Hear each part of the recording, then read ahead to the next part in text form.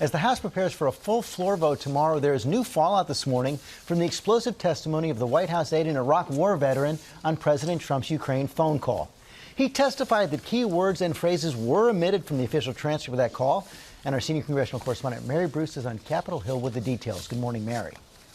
George, good morning. Well, there were always gaps in the White House version of the transcript of this call, but the White House said that was just a voice trailing off or a pause in the conversation. But now a key witness who was listening in on that call and was tasked with editing this transcript reportedly says that details were left out.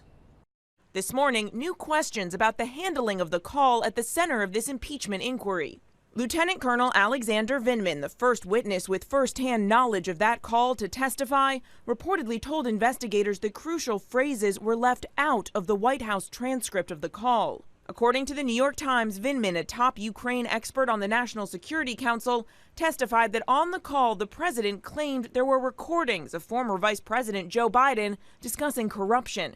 You can see the ellipses here in the version of the transcript that was released by the White House. The Times report. Can you give us a timetable in terms of when the committee plans to wrap up before Thanksgiving? No, I mean, it's up to the committee. They will do the work that they're set out to do, following the facts and the time that it takes to find the facts.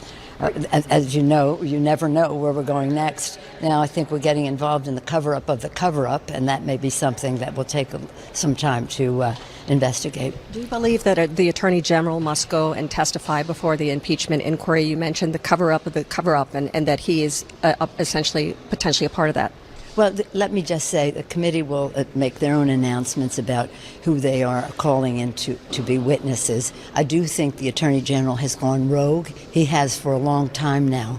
And since he was mentioned in all of this, it's curious that he would be making decisions about how the complaint would be handled. Me? No, I'm still waiting on that first ask to throw out a first pitch. Hint, Washington Nationals. Can't be any more clear. President Donald Trump went to the 5th game of the World Series between the Washington Nationals and the Houston Astros. And then this happened.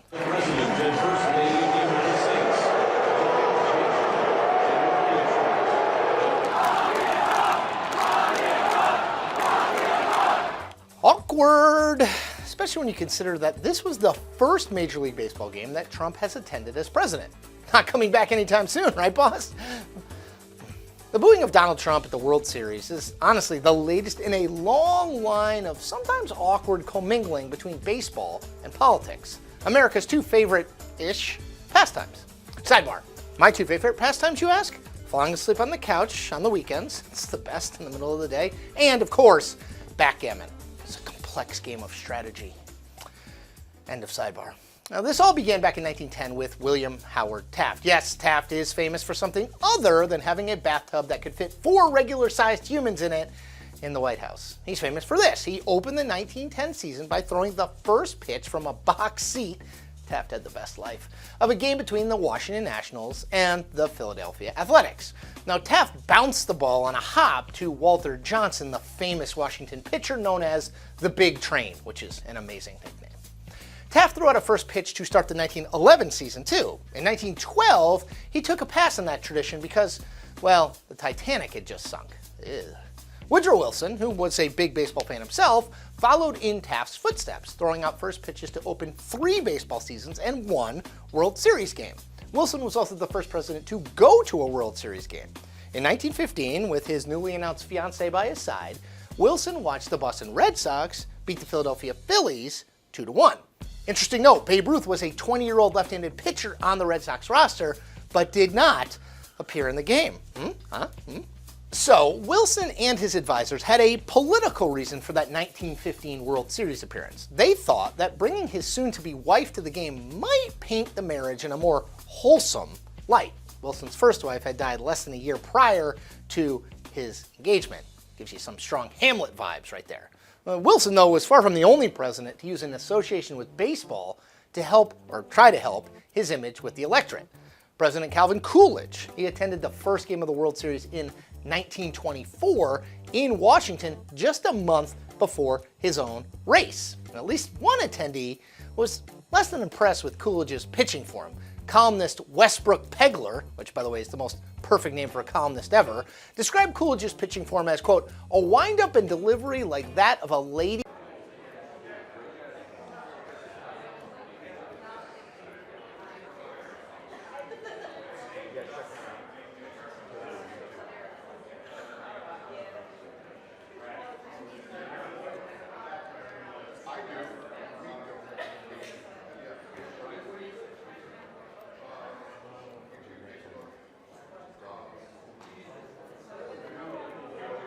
There's Frank.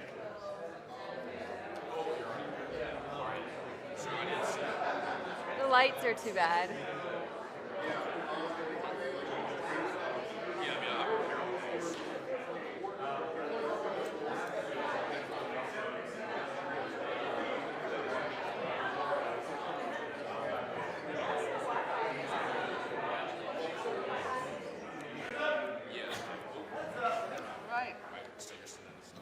Frank, should I ask question 2 in your email, in your text?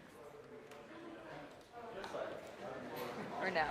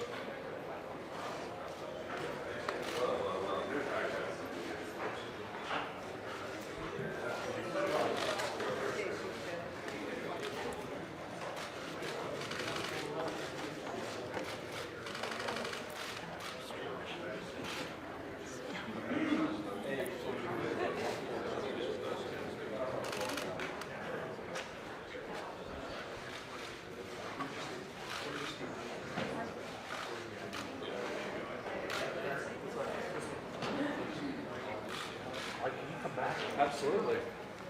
Sure can.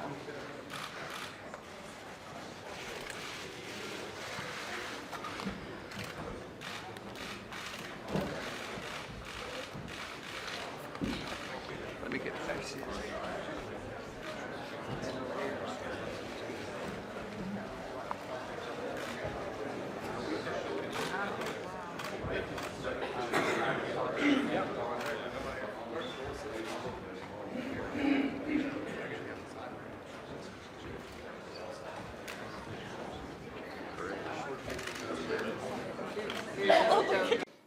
The Times found our founders. The Times have found others in the course of our history to protect our democracy, to keep our country united.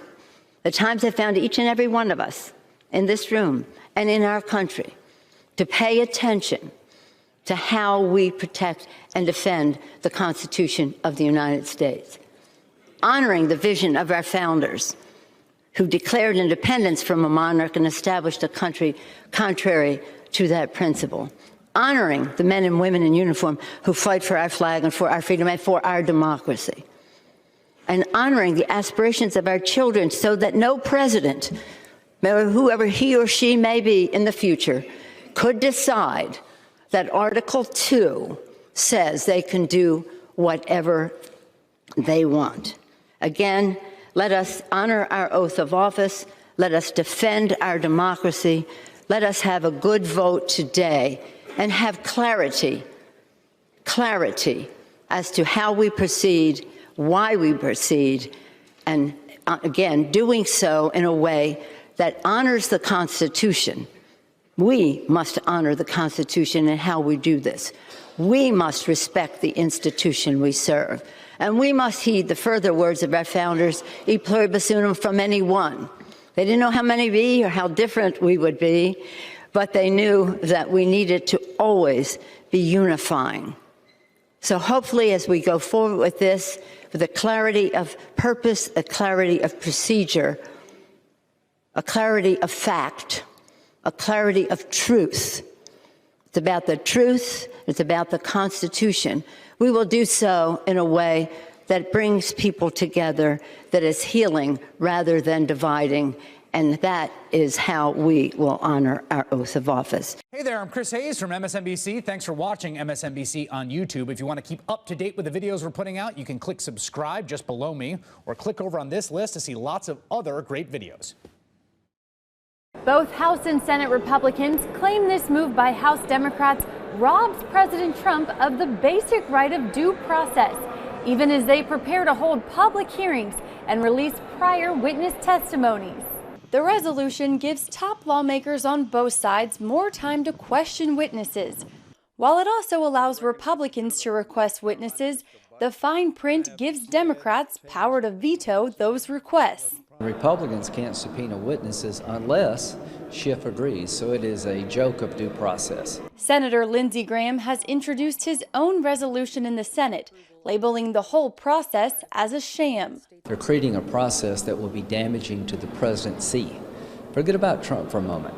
If the House in the future can have closed-door hearings where the president's lawyers can't participate, you selectively leak information out to the public to drive the numbers of the president down, you can literally destroy the presidency. The reason they're not doing it like they did before is because they don't have a case. This is all politically driven. Democrats maintain their following tradition. They're going forward with one, which is something the president and others have insisted on. It's going to happen. And secondly, the process is going to be open. And call on their Republican counterparts to focus concerns on Colonel Vindman's testimony that the transcript of the infamous Ukraine phone call was incomplete. It certainly concerns me if the White House has released an incomplete transcript. Graham tells CBN News the changes he suggests don't make a difference to him. I made my mind up. There's nothing wrong with this phone call, and the changes he suggests make no difference to me. Congressman Jim Jordan, who's heard each witness testify, stands by the no quid pro quo defense and says he's not concerned with Vindman's testimony. The fundamental facts have never changed. We can read the call. We know what President Trump and President Zelensky have said and the facts I just went through. So, no, it doesn't trouble me. Adding his biggest concern is that only one member of Congress knows the whistleblower's identity, House Intelligence Chairman Adam Schiff. That's what troubles me more than anything else, particularly now that we're just less than 13 months before an election. Jordan believes House Republicans will be unified in voting against the resolution today. Reporting from Capitol Hill, Abigail Robertson, CBN News.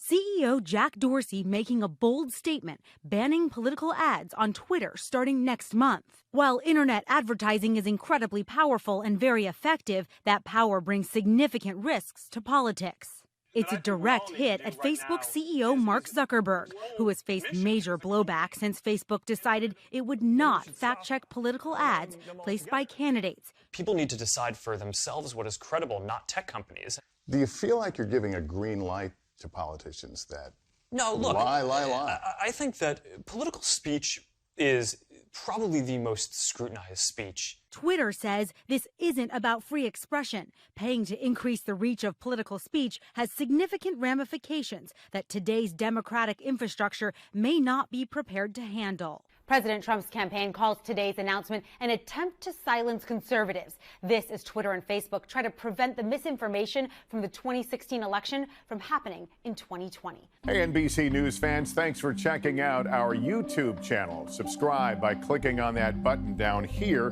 and click on any of the videos over here to watch the latest interviews, show highlights, and digital exclusives. Thanks for watching.